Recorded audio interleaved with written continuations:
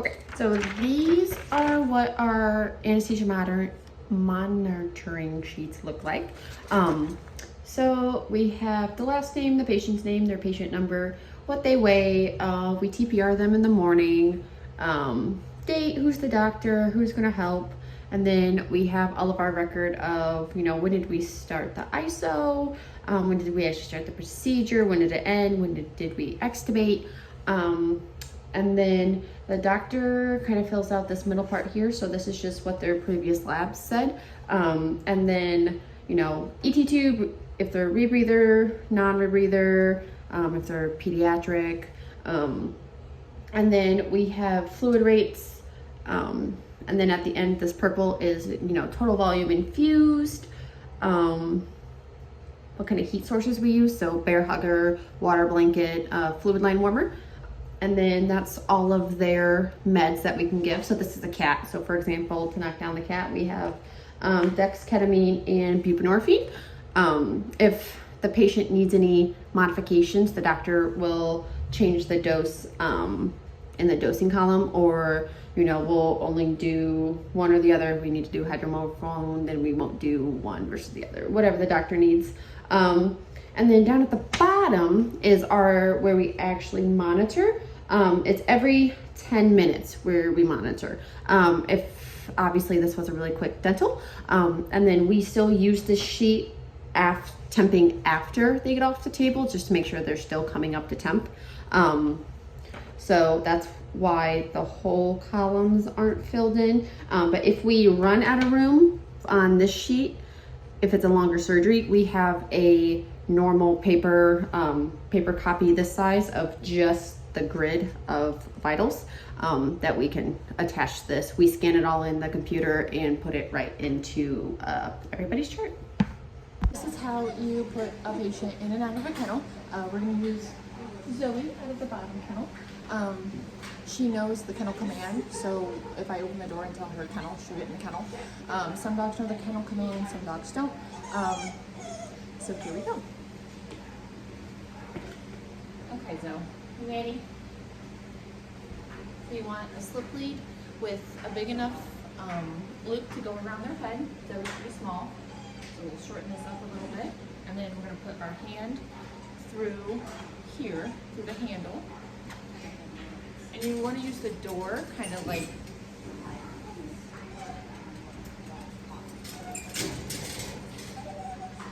and you just kind of use your door like a barricade, because some dogs, as soon as you click that door, they'll rush out, but then you can use the door to kind of be like, wait, wait, wait.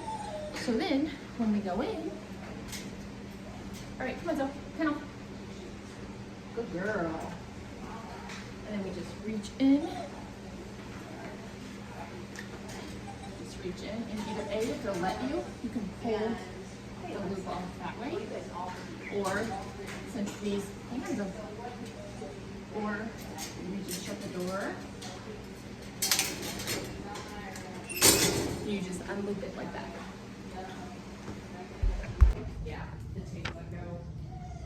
Okay, so this is how to properly apply a muzzle. This is my dog Zoe. She's a very good girl. So when you apply a muzzle to a dog, you either A, want to come from the side and slip it over their nose, or B, you want to come over like this and put it on their nose. Zoe needs a medium. This is a large muzzle because we don't have any mediums clean because it's the end of the day. So this is too big for her. So if we were actually muzzling her for a procedure or for pokes, nail trim, whatever it may be, she would get the proper size muzzle. But for demonstration, she gets this one because we don't have any clean. So like I said, to apply it, you want to loosen the clip strap right here. Make sure you have plenty of slack. And then, like I said, you can either go from the side or you can go over their head.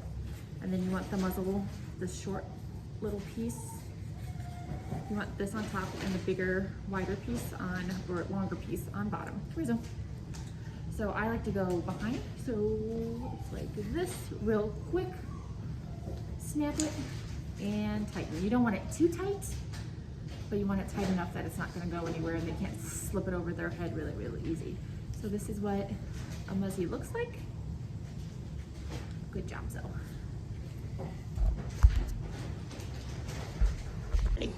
Okay, so this stemmer we're going to get removed.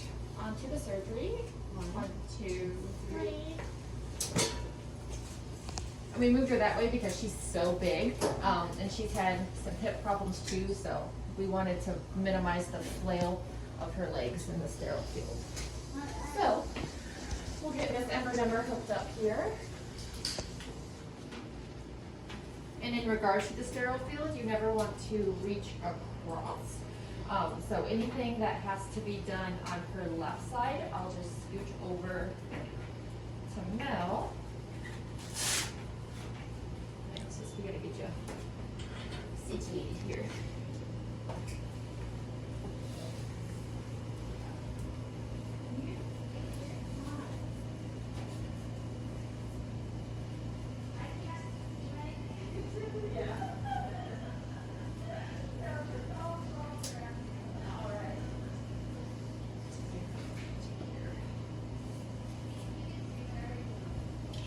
And she's so big that we gotta go.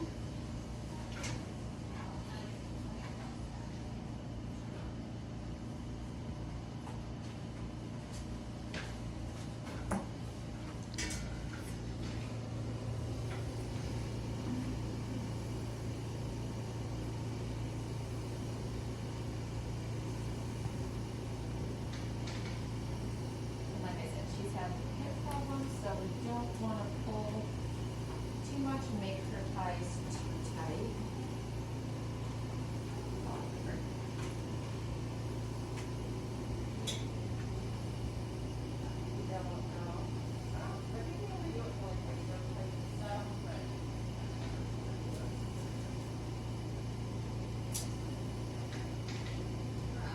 Yeah, proper tire.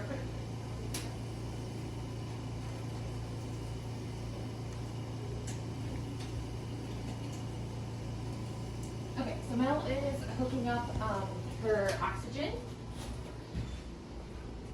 and her ISO. So we have the ETC respiration and carbon dioxide monitor. We need to hook up her blood pressure cuff. So this is going to monitor her blood pressure throughout the procedure. And then Mel's putting on her pulse ox.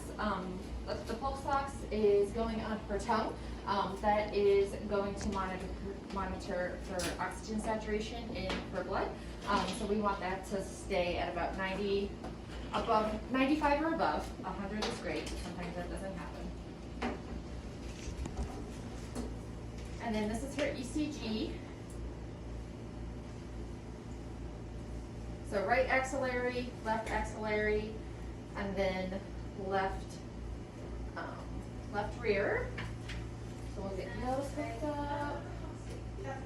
Those are going to monitor her heart rate and what kind of heart rate she's having. So whether she's bradycardic, tachycardic, which is not what we want, but this is our temperature probe. So we actually, I'm going to switch mouse spaces here.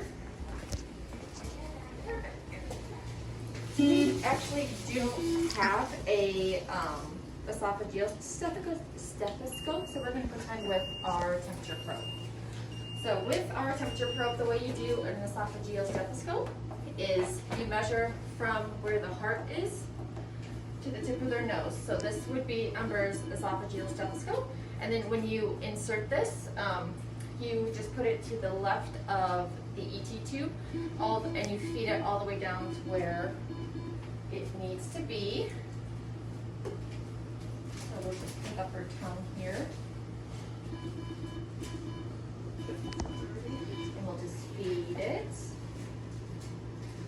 And then there's our mark. So then that's how you would do an esophageal stethoscope. If this was the actual tube for it, then you would take off the stethoscope head of the ears of the stethoscope and hook it to that, so then you could hear. And then you can move it a little more down or a little more up, depending on what hears the best for you. And that's for more of like a hands-on monitoring. So for a gastric tube, same thing.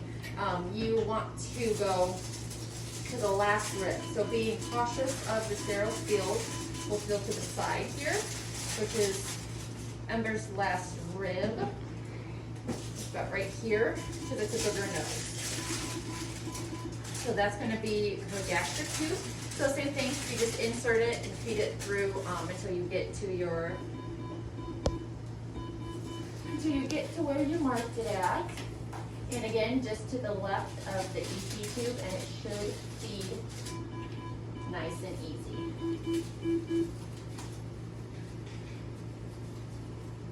And we're feeding, and we're feeding, and we're almost.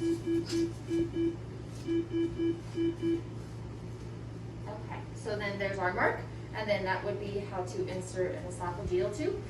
So Ember is all hooked up for surgery. Like I said, her ECG is going to monitor her heart rate, her blood pressure. This cuff is going to monitor her blood pressure. She's already intubated, so this is all of her oxygen tubing and her ISO tubing. Her ISO's at 2 right now. She's got fluids going.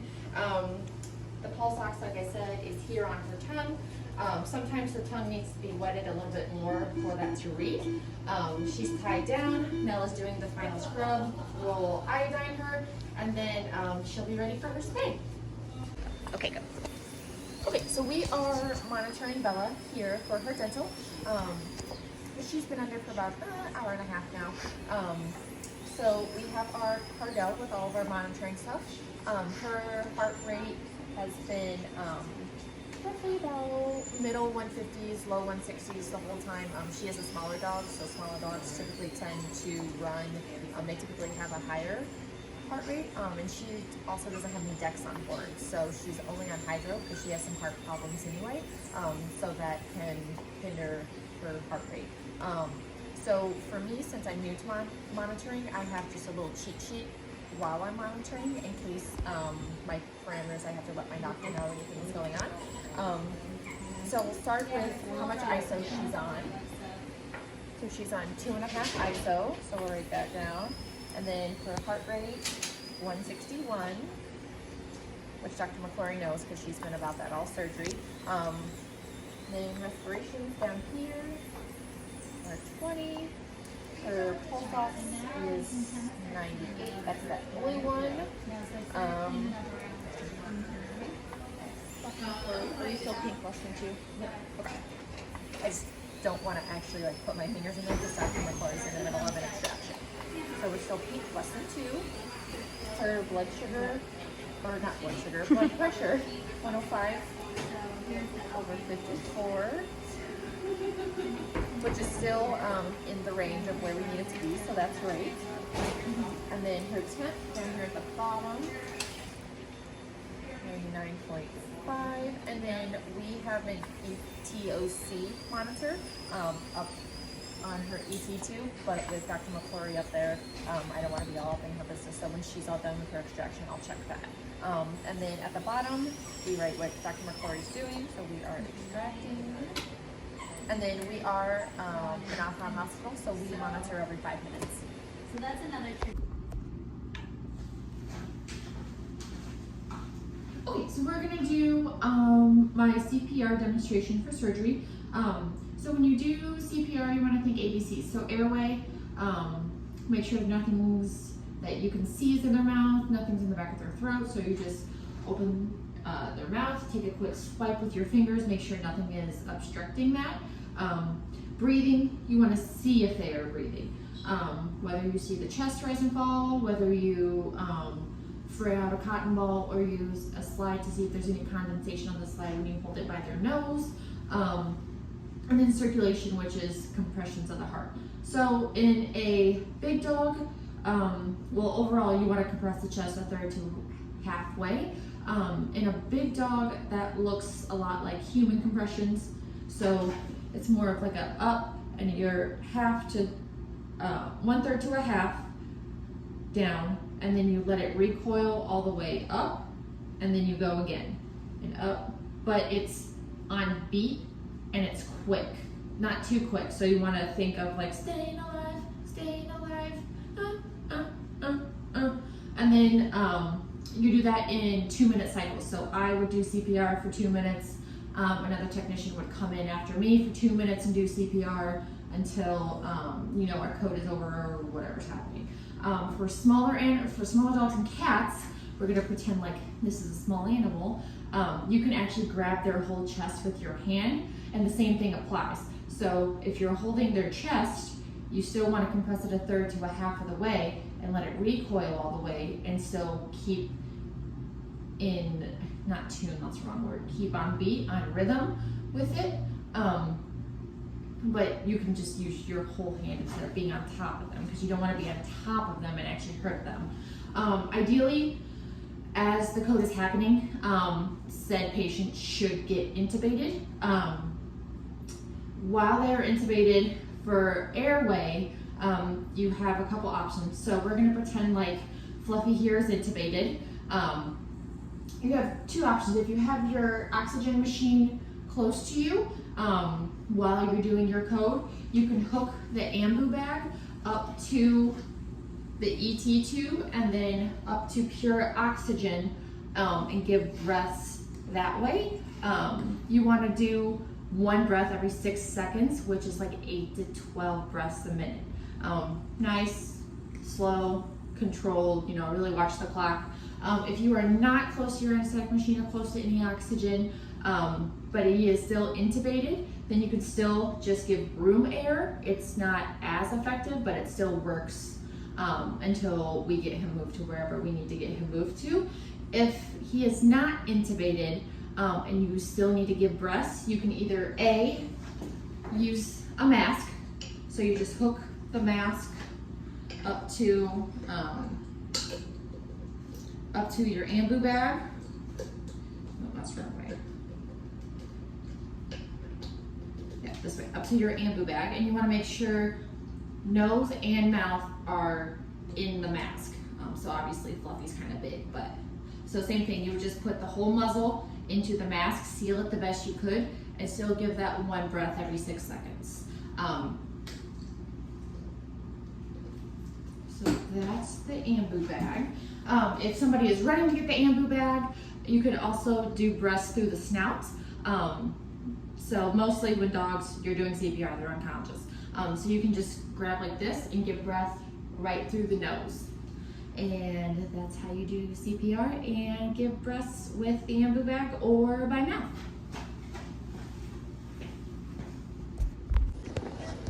Okay, so we're going to put a scalpel on. So we're going to take our needle holders and hold on not the sharp edge of the scalpel handle, and it just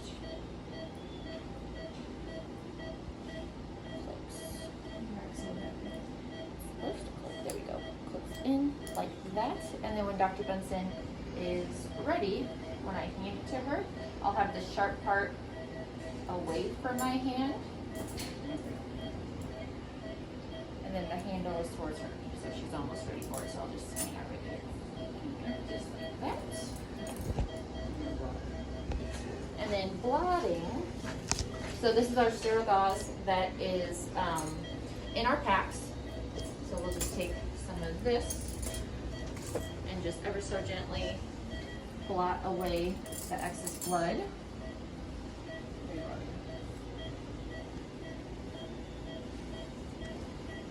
Just ever so gently blot that away.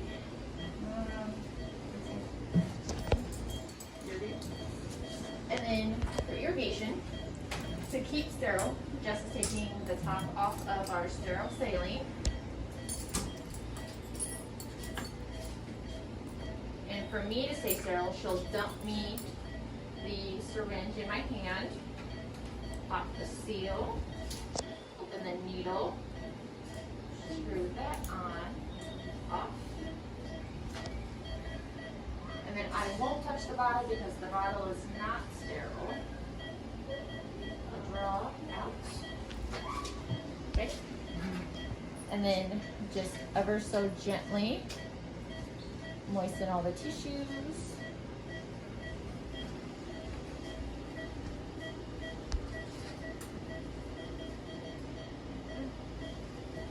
And that is how you would blot away excess blood for surgeries. And then if your surgeon needed you to moisten the tissues, that's how you would do that.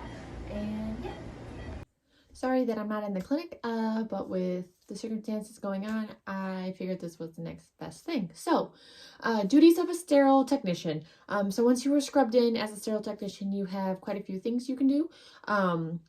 But you want to make sure you don't break sterility. So basically what that means as a sterile technician is Dr. Benson actually gave me a really good tip is if you keep your belly against the table at all times, then your hands always stay where they're supposed to be and they don't drop below the sterile field. So you always keep your hands up.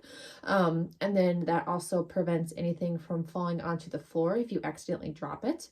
But if you drop a tool or if you puncture a glove, you have to correct it immediately. So people that are in the sterile field cannot leave the sterile field. So that would mean the circulating technician could either A, pick that tool up and get rid of it and then get you an autoclaved one, which means sometimes you sterilize tools in just single packages. So the circulating technician would open it, and then me as a sterile technician, I can grab that out of the pouch and hand it to my doctor because she did not touch it and it's still sterile and I am technically sterile and scrubbed in. Sterile technicians also do other things, not only hand tools to the doctor, but count things. So like sponges, for example, you can count sponges and make sure all the sponges are out at the end of the surgery. Organizing the surgery tray, blotting tissue, moistening tissue, depending on what your doctor needs, stuff like that. If somebody punctures a glove, you can grab the inside of your glove and take them off inside out. And then the circulating technician can open a new pack of sterile gloves, and you can another sterilized technician or whoever it is can help you re-glove too. So handing tools, like I said, is one of the things sterile technicians do. Making sure the tissues are okay, handing tools to the doctor, counting sponges, counting gauze pads, things like that. Okay, so we're scrubbing in for surgery. I have my scrub and then my gown. So since I'm not sterile yet, I can open this part and leave this open. Can't touch that because I'm not scrubbed yet. So open your sponge.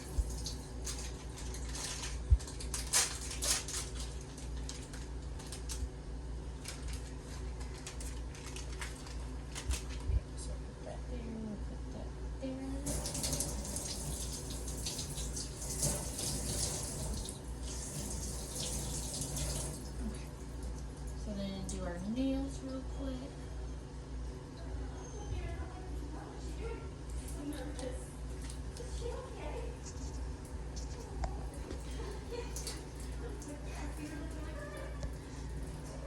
And if I was in surgery more often, my nails wouldn't be this long.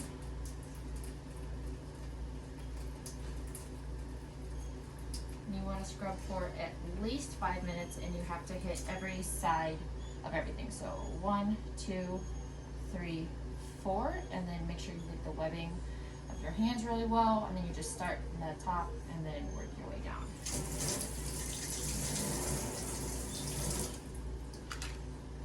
So we'll start with our nails.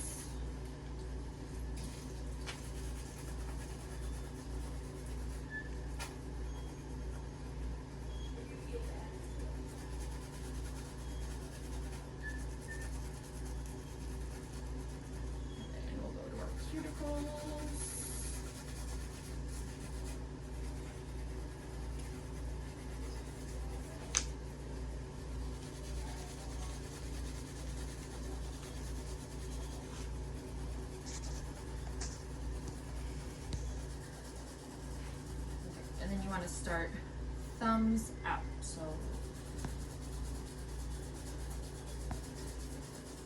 okay, I got a phone call, so that's why the video cut out, but I stopped. Okay, so second finger, 1, 2, 3, and then the back 4, and you want to make sure you get the webbing of your fingers. So 1, 2, 3,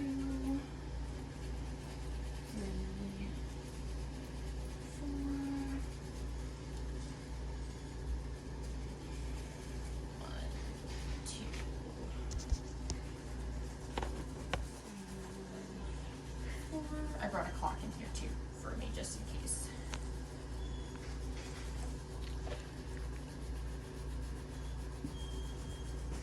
So we'll do our back of our hand.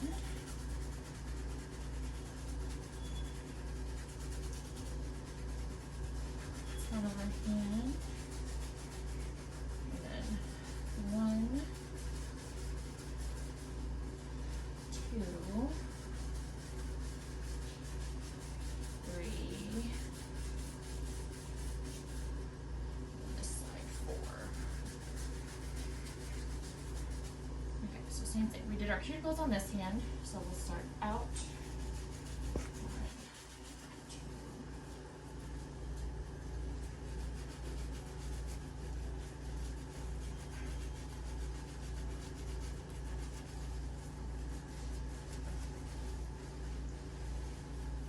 In between. 1, 2, 3, 4.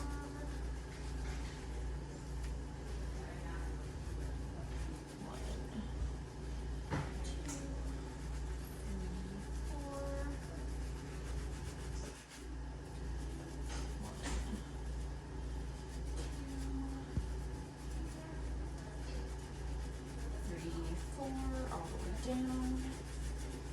Back of my hand. Home. And then down. So 1, 2, 3, 4.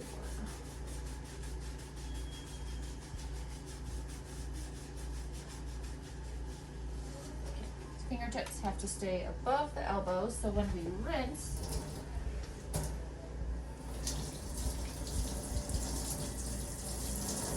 down. Ow, our water gets really hot. So this needs to stay here. Fingertips. Oh, our water's really hot. It hurts. I'm sorry. Ow, ow, ow. Ultimately, it's okay if they're still so wet.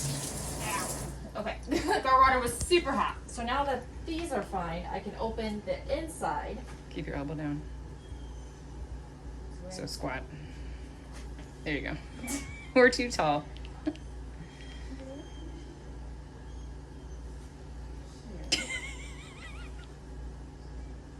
can't laugh, stop. I'm trying. Okay, so then, so here. Keep it away. Okay, so fingertips and fingers. Back of the hands and down. Flip, don't touch. Same thing.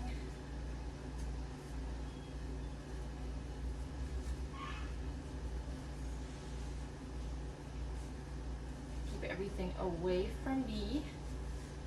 Down. Okay. So we'll drop it there. And then we don't have enough room in our scrub area to put on my sterogram without touching things. So I'm just gonna carry it from the inside and carry it out into our treatment area. So our indicator strip. Yes, that's fine. Just like that. Okay. Good. Okay, so I ran out of room on my phone, so we have to regown. So everything underneath of me is still sterile, so my hands and my arms. So we're gonna pick up our towel, and I'm gonna pretend to dry off again. So dry all of our fingers, and then down our arms. Grab this, drop this.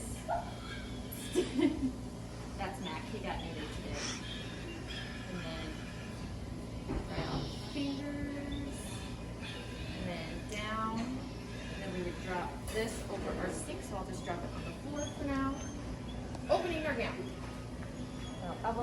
stay above, and I'm tall, and nothing is made for tall people. So there, there, and there. Okay. So then pick up my gown.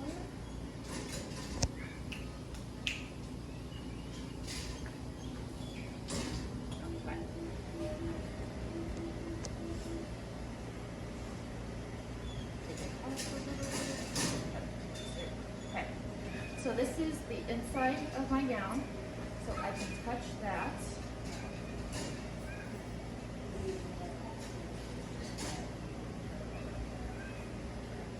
So I have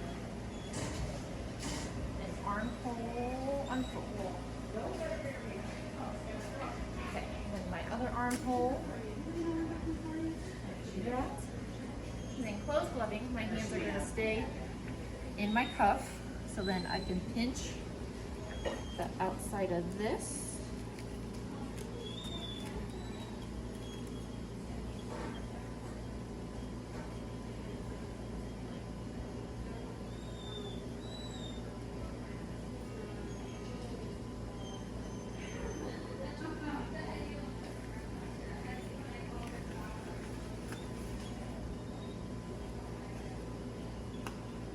So I got some fingers in there, and then I can put this back all the way like this. Fix my fingers in a minute. So then inside, they'll let go.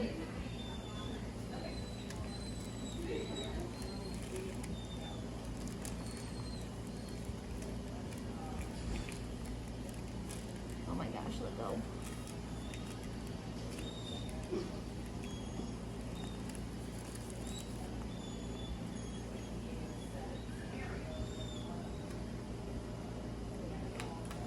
My fingers are not where they need to be.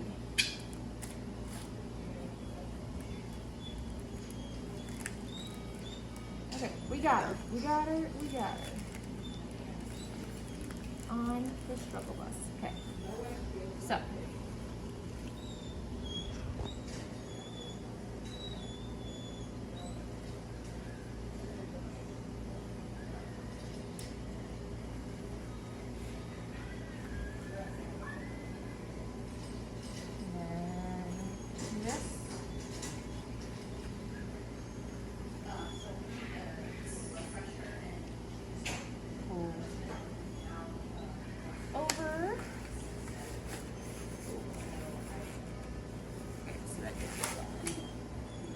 So now I can adjust my fingers.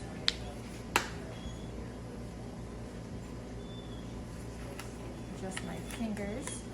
Okay, and then pull my sleeve.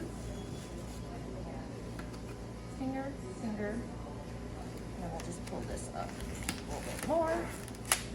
Okay, and now my surgery tech will tie, and then we'll go into surgery.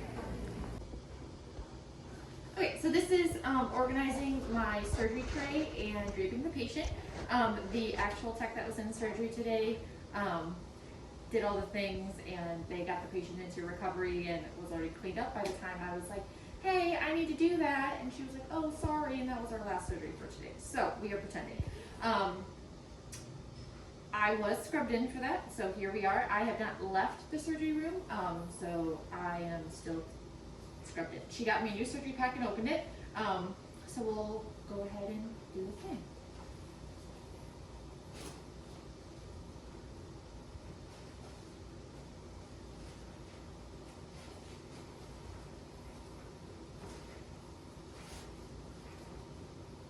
Here's our drape. So this is a spay. Yeah, a pretty large drape.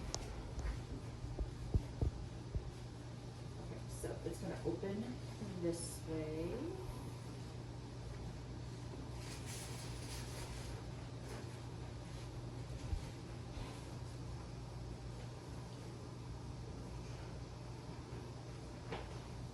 Okay, and then we have our scissors. And just make sure we pick the drape up enough.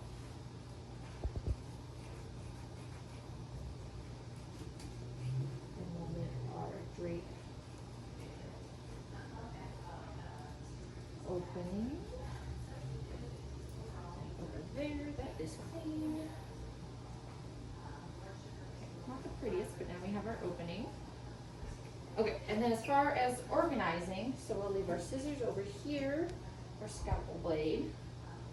Those are suture scissors. Dr. Benson uses her forceps. Okay, we'll put our gauze over here. And then as far as all of the tools, Dr. Benson likes it if you just group, you take everything off the spay hook and just group it together. So everything has to stay on the sterile tray, because this is autoclaved and ready to go.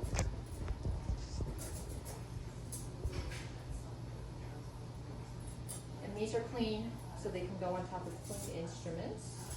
We'll put Dr. Benson's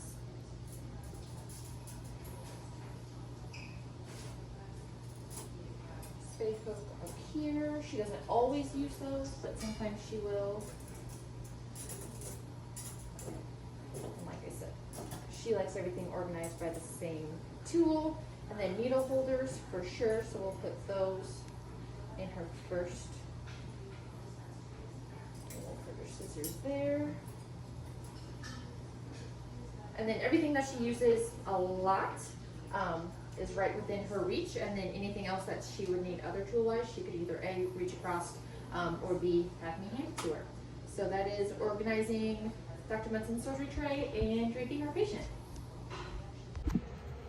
Okay, so for our autoclave maintenance, we do that once a month during the doctor's meeting because we don't actually start seeing appointments until about an hour after we open, so we have plenty of time to do it. So basically you just drain all the water out of it, distilled water out of it, and then you run the cleaning solution through it. It'll do its cycle, it'll run its, the cleaning cycle, and then you just wipe everything out really good. So the trays, the ledges that the tray sits on in the autoclave, in between the trays, the bottom, the top, the whole 9 yards, the door.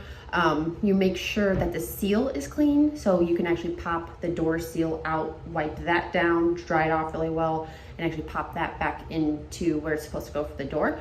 And sometimes that gets a little screwy where we have to push one side or another back in to actually have the autoclave run.